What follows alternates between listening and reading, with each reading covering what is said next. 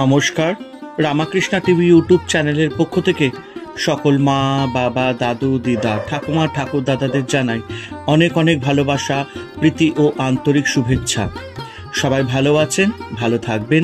আমি আবারও চলে এসেছি শ্রী শ্রী রামকৃষ্ণ মিশনের স্বামী জ্যোতিষরানন্দ মহারাজজির লেখা ধ্যান ও আধ্যাত্মিক জীবন সম্পর্কে আলোচনা করতে, এবং আমরা আজকে আলোচনা করব গুরু ও আধ্যাত্মিক নির্দেশনা অধ্যায় থেকে। আমরা আলোচনা করব মন্ত্রের শক্তি, এবং আমরা আগেরবারে আলোচনা করেছিলাম আধ্যাত্মিক দীক্ষার শক্তি। আশা করি আপনাদের আগের ভিডিও বা এপিসোডটি অবশ্যই ভালো লেগেছে। আমি সবসময় চেষ্টা করে যাই যাতে আপনাদের এরকমই স্পিরিচুয়াল বা কিছু মোটিভেশন টপিকস নিয়ে আলোচনা করি এবং আপনাদের যাতে ভালো লাগে। তো চলুন শুরু করা যাক আজকের আলোচনা গুরু ও আধ্যাত্মিক নির্দেশনা অধ্যায় থেকে মন্ত্রের শক্তি। একজন সন্ন্যাসী শিষ্য কোনো সময় মহাপুরুষ মহারাজকে প্রশ্ন করে, দীক্ষা গ্রহণের সঙ্গে সঙ্গেই সকলের আধ্যাত্মিক জাগরণ হয় না, তা সত্ত্বেও কি তারা উপকৃত হবে না? মহাপুরুষ মহারাজ বললেন, দীক্ষার সময় তাদের কোনো রকম বোধ না হলেও ব্রহ্মজ্ঞ আচার্যের দেওয়া পবিত্র নামের শক্তি ব্যর্থ হয় না। আধ্যাত্ম শক্তি শিষ্যের মধ্যে সঞ্চারিত হলে কালে তার মধ্যে পরিবর্তন হয় ও পরে আধ্যাত্মিক জাগরণও আসে। উন্নত আত্মা পূর্ণ জ্ঞানী না হয়েও যে দীক্ষা দেন তার কি ফল হয়? উচ্চ বিদ্যালয়ের উচ্চ শ্রেণীর ছাত্র যেমন নিজে কলেজের জন্য তৈরি হওয়ার আগেই নিম্ন শ্রেণীর ছাত্রদের প্রাথমিক শিক্ষা দিতে পারে, সাধারণ উন্নত আত্মাও সেই রকম শিষ্যকে প্রাথমিক শিক্ষা দিতে পারে। সে যতই সত্যের দিকে অগ্রসর হবে ততই অন্যের মধ্যে আধ্যাত্মিক চেতনা জাগাতে সচেষ্ট হবে। সাধারণ গুরু যদি আধ্যাত্ম জীবনে যথেষ্ট অগ্রগতি লাভ করে থাকেন তবে তিনিও কালে শিষ্যের মধ্যে আধ্যাত্মিক জাগরণ আনতে পারেন যদি শিষ্য আন্তরিকভাবে অধ্যাত্ম পথ অনুসরণ করে। মন্ত্রে বা দৈবী নামেই প্রচণ্ড শক্তি রয়েছে। শ্রী চৈতন্য এই সত্যটি আমাদের শিখিয়েছেন। তুমি তোমার নামাবলী বহু প্রকারে প্রকাশ করেছ, তাতে তুমি তোমার সর্বশক্তি নিহিত রেখেছ। ওই নাম স্মরণে কোনো কালে বিধিনিষেধও তুমি আরোপ করনি।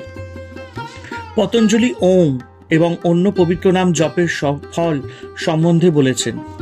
উহা যোগ পথে নানা বিঘ্ন দূর করে ও অন্তরাত্মা সম্বন্ধে সচেতনার পথে এগিয়ে দেয়।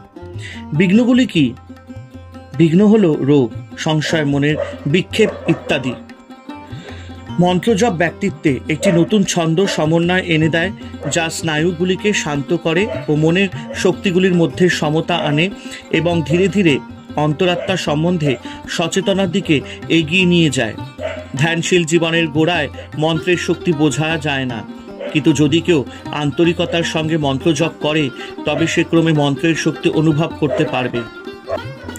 স্বামী ব্রহ্মানন্দ বলতেন, জপাম জপাম জপাম, এমনকি কাজের সময়ও জপ অভ্যাস করো।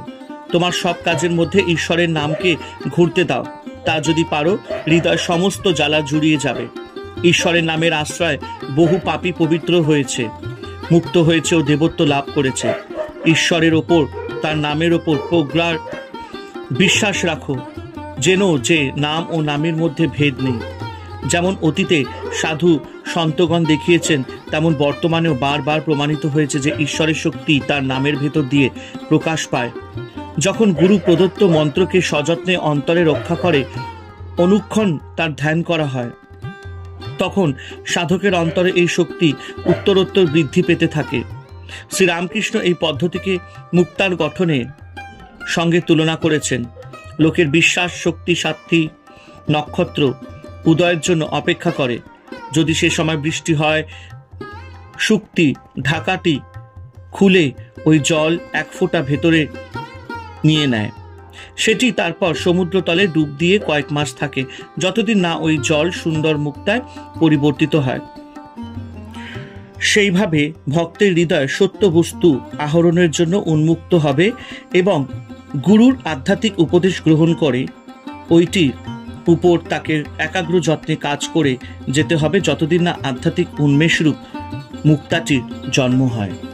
হরে কৃষ্ণ কৃষ্ণ কৃষ্ণ হরে হরে, হরে রাম রাম রাম হরে হরে। জয় শিব শম্ভু, জয় দেবী দুর্গা দুর্গতি নাশিনী, জয় মা কালী।